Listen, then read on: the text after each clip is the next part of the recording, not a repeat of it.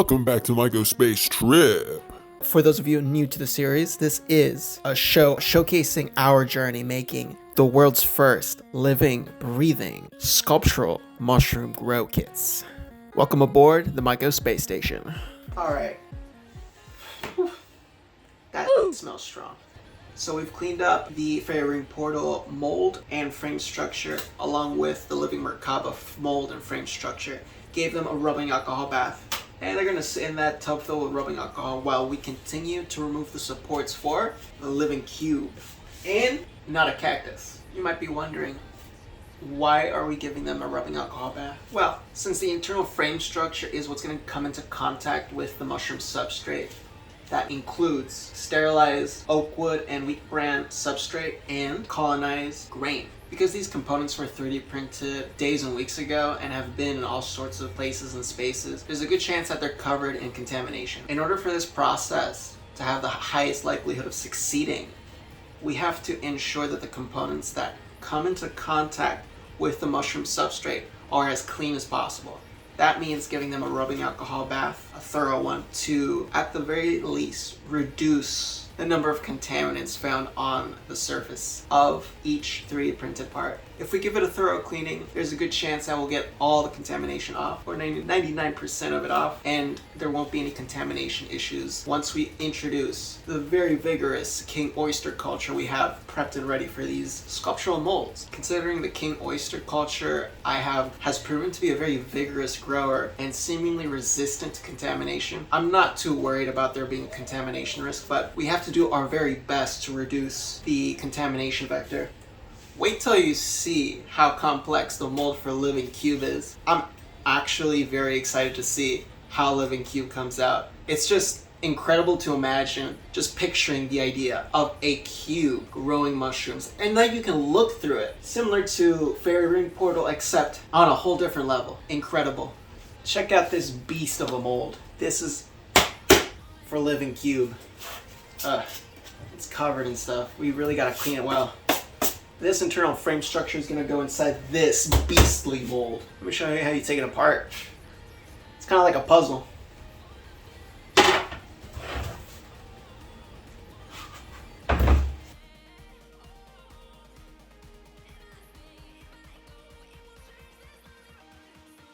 Amazing. We got 1, 2, 3, 4, 5, 6, 7, 8 individual pieces to put together to create the mold for the Living Cube. So far, the most complex mold design we've got going, but it's amazing. We're gonna clean up the supports on the other two designs, which includes Living Cube and not a cactus. I'm gonna put this mask back on because it actually reeks of rubbing alcohol in my house. That's 𝓏𝙤𝓫𝓬𝓱𝓪𝓽, mate. I'm getting closer and closer to victory here. So close.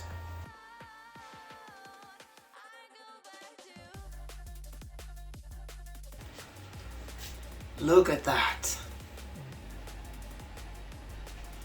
A lot of PLA hair. Let's get this stuff off. Now look at that, bruv. Oh, that's glorious. The internal frame structure for Living Cube. It's got some specs I can clean up, but it looks fantastic.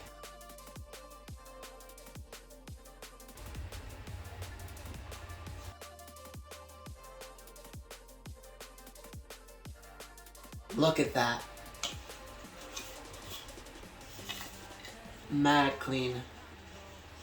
Not a cactus mold shell. This also has a built-in air exchange port, except it's flipped on this one. I feel this is probably a better orientation than what I have on Living Merkaba. I broke the skin. 'Tis but a scratch. Woo! The air exchange port on the inside looks beautiful.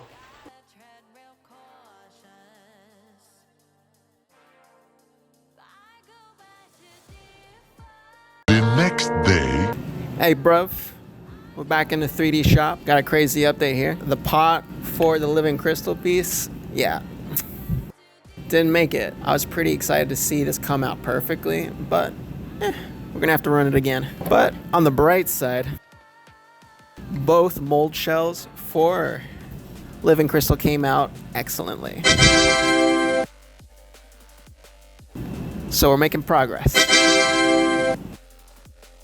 So what is there to do? We still have to finish removing the supports from 𝙏𝙏𝙏𝓿𝓚 internal frame structure, and we're gonna have to run the pot for Living Crystal again. This fail ate up most of my iridescent filament, my multicolor stuff, so I might have to run it in white just to get it done. But I'd love to see this in rainbow. Let's get it done.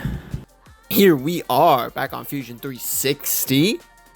As you can see, we're lining up the feet on the internal frame structure for Living Crystal. With this internal frame design, I had to ensure that the bottom feet make contact with the mold shell. Every other point of contact in the internal frame structure is separated by at least 1.2 millimeters.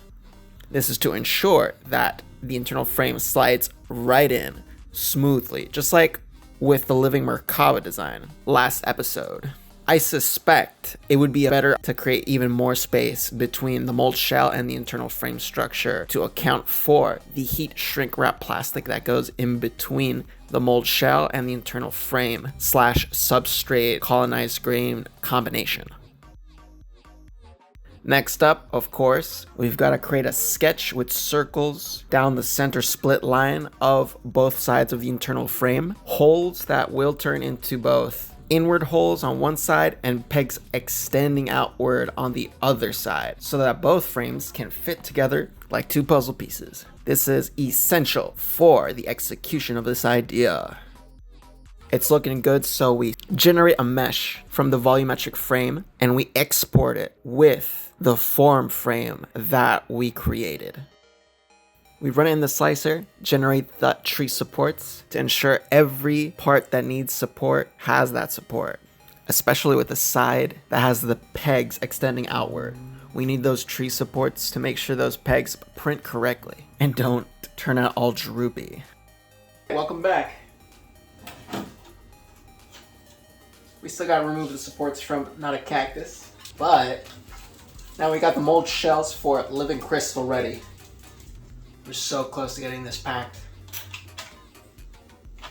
And Living Crystal's gonna need a little more time before it gets packed and ready. But soon, let's get it. I'll tell you what, it is a time-consuming thing to get all the supports off a 3D printed model. Definitely these internal frames, but every frame is worth every effort. We've liberated the other side of the 𝙏𝙏𝙏𝙏 internal frame. Oh, look at that. It fits together so beautifully. Yeah, as you can see, this arm broke off, but with the mold shell, it should still hold its shape with just this amount of support, but we'll see. Fingers crossed. Look at that. The frame alone is gorgeous. Right then, I think we're ready to start packing these molds. Let's get to it. We're almost at the final stretch. And here we got Fairy Ring Portal and Living Merkaba in a rubbing alcohol bath. We got the plastic heat shrink wrap that we're going to use inside the mold to create a barrier between the substrate and the actual mold shell. We're gonna give 𝙏𝙏𝙏𝙏 a nice rubbing alcohol bath and then Living Cube, and then we're gonna start packing these. We're so close, so let's make it happen. It might seem like overkill, but this is a critical step. Plus, you need to consider the surface of a 3D printed object is very porous and can easily hide some bacteria and other forms of contamination. So we gotta clean every crevice.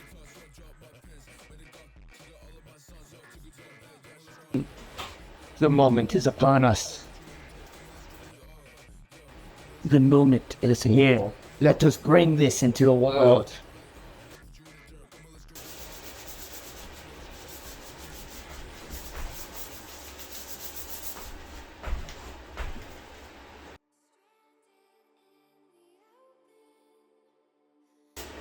Got the king oyster, colonized grain jar. A vigorous culture. Not only do we clean all the 3D printed components, the internal frames and mold shells, but also the entire surface that we work on, every tool that comes into contact with the substrate, even the scale that we weigh the mold and internal frame on. We have to ensure that we reduce the risk of contaminants getting inside this mold before the culture has had a chance to fully colonize the entire form.